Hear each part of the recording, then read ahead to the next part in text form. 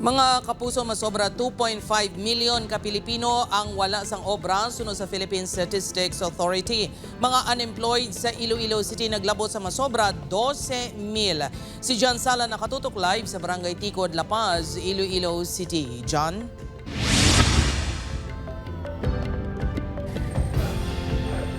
Jert, importante nga mayara sang stable kag permanente nga trabaho apang sa mga na-interview ta kagina nga job seekers no sa ila madamo sang rason kun nga mapudlay ang pagpangita sang trabaho.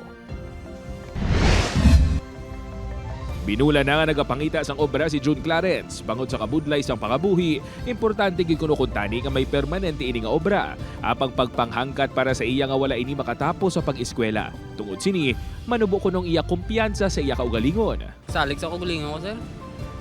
Wala ko may salig sa kaugalingon ko, sir, nga doon na hadlok ko mag-apply yung obra. Ang job seeker naman nga si Manang May, 51 years old na. Gani dihado kuno ini sa mga fresh graduate o kung mga mas bata pang aplikante. Kung kaya pa man bala sir sang sang imo nga capacity nga mag-work bala, pwede ka man nila masi-ay kung really nga dito ka kay di may ginahatag ka man nga mga certificate of employment kung wala lang tani age limit. Mabudlay kwaon nga requirements naman na nagasablag kay Wawi sa iya pagpangita sang obra. May sila ginapangita nga mga certificate of employment kaya hindi mahatag sang iban bala nga mga company.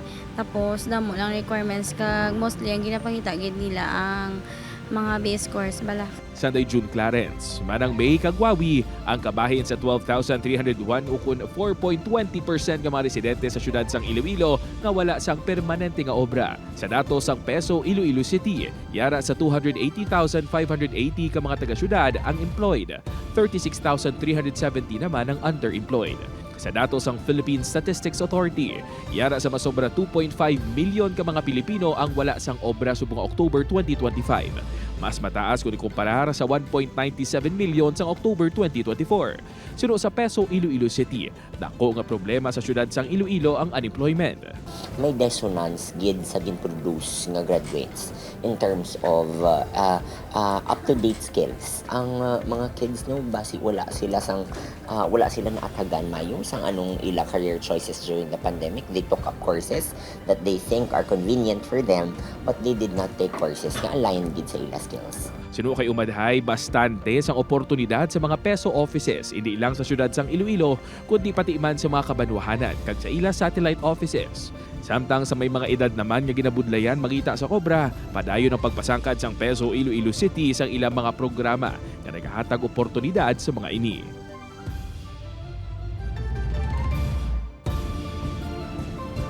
Jert, suno sa Peso Iloilo City magluwas sa mga job fair, mayara pag sila madamo nga mga programa kaangay na lang sang senior internship program sa di nagahatag sila sang kaygaynan sa mga 60 years old and above nga makapangita pa sang obra kag sa karon mayara na sang 12 ka mga employer sa Iloilo City nga gapatuman sang ining senior internship program.